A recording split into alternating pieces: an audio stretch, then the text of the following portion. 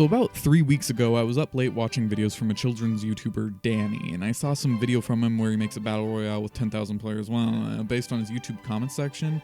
However, he struggles to even make 10,000 players work, and I said, only 10,000 players?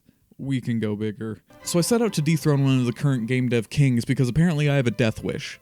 The game plan was simple: make a basic battle royale like Danny's that you and I can play, except use the Dots tech stack within Unity to get even more friends in the game. The problem Danny encountered is that he was having to process the logic of each and every player in order on the main thread, but by using Dots I was able to optimize the memory usage and better thread and parallelize my players' logic, and therefore squeeze more players on screen by dividing up the work for my processor. Because I didn't want to just make a bigger battle royale, I want to make the biggest.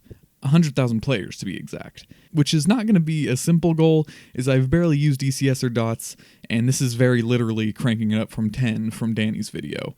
But I got to work and installed all the Dots packages and doodads and got set up, and after a handful of out-of-date tutorials, I was able to get some boys on screen. A lot of boys, 100,000 boys, and it was running pretty good.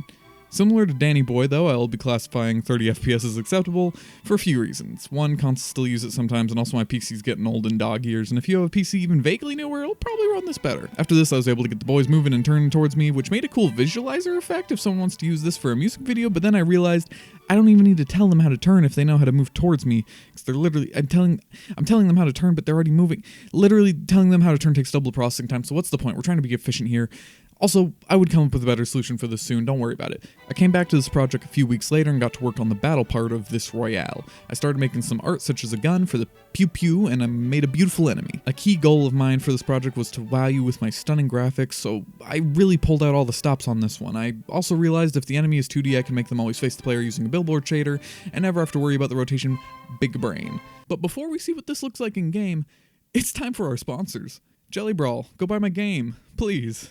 Please, please, please. It's pretty good if I don't say so myself. You gotta hit your other jelly friends off the map, and that's about it. And you can race each other. You can also do this other thing. It's pretty cool. It's on Steam. It's on itch.io. It's on GameJolt. There's a free demo. You can play it. All right. This video is also sponsored by my new Discord server, Cole's Corner, and my Twitter account. Please join or follow. I need validation, and only a small portion of my viewers are subscribed. If you're not, blah blah, do it. It's literally free. I'm sure you know how this site works. You probably watched an absurd amount of it. What are you doing? Just subscribe. God. All right, back to the video. And here are all my friends. Look at them. So smart. But now it's time for them to die. So I started working on making the pew pew, but I can't just make this like any other simple first-person shooter out there because collision calculations are expensive, and since Dots doesn't use the physics system in Unity, it has a separate package that I tried and found it hurt performance too much. I'll be making my own collision detection, which sounds way more cool and smart than it is because really it's like a two-line function where I just check if some point is within the radius of another point. But I want you all to respect me as if I had just invented gravity. After I invented physics themselves, I was able to destroy my friends if my bullets hit them. I also added some little particles to make it look more like the pew pew, and I realized the way I made the bullet spawn and gave them the trajectory was based on the rotation of the gun, so I fired it while I was recoiling and it just went up in the air, and overall the gun felt inaccurate. But I decided, that's realism, kids. Get used to it, and I don't want to fix it. I then started rewriting the spawning code because I wanted everyone to spawn around you so you can't just run away, but for some reason this friend always would spawn and be invincible, and I don't really know why, but I call him Paul. I also added one of those outer rings of death that's in every Royale thing and made it so if my friends tried to leave, they would die. Except for Paul. I hate you, Paul. I hate you. Next day I added some random boxes that would spawn for you to stand on for the goobers to get stuck on. This way you could hide and also have some sort of thing to interact with.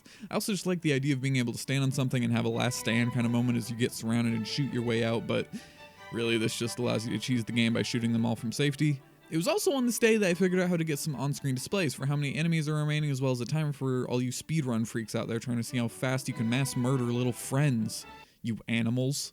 After this, I realized it's not really a battle royale if it's just me versus the world, so I made some friends target other places while some target me, and if two friends collide, they kill each other. However, checking to see if 100,000 friends each collide with 100,000 friends is a lot of calculating, so I decided to only perform this check if the friend is 30 meters from you.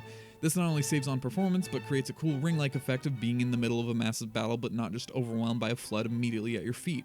In addition, I once again changed the spawner to use some circle math to spawn the goobs in rings around you in the beginning instead of a grid-like pattern, even more emphasizing this ring of battle around you. But at this point we had a good game going, so it was time to polish it off. I redesigned the boys and gave them guns to make it a fair fight, except I didn't give them any ammo, so ha. Sprinkle in some screen shake, I added particles to everything, more on the gun, a poof when the enemy dies. I even added a grenade that explodes all the boys in a 7-meter radius, so that's cool. I made it so enemies hurt you by colliding with you as well as you kill them. This allows you to hop on them like Mario, and God, is that satisfying. I added some pop-up alerts for kill streaks and added some little trees for scenery to make this void a home. I then spent a day adding audio, fixing bugs, plugging memory leaks, and now, without further ado, I present the world's largest battle royale.